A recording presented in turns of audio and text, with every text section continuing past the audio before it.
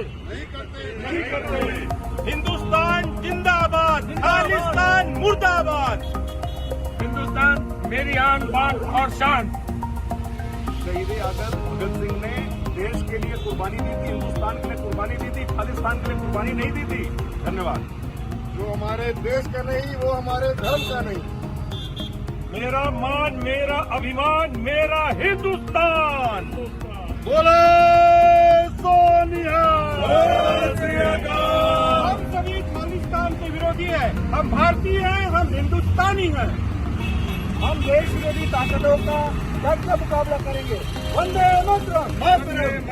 खालिस्तान समर्थन बंद करो, बंद करो, बंद करो, खालिस्तान समर्थन बंद करो, बंद करो। जो देश प्रेमी नहीं वो हमारी कौम का नहीं। हिंदुस्तान जिंदाबाद, जिंदाबाद, जिंदाबाद। तिरंगा मेरी आन है, शान है।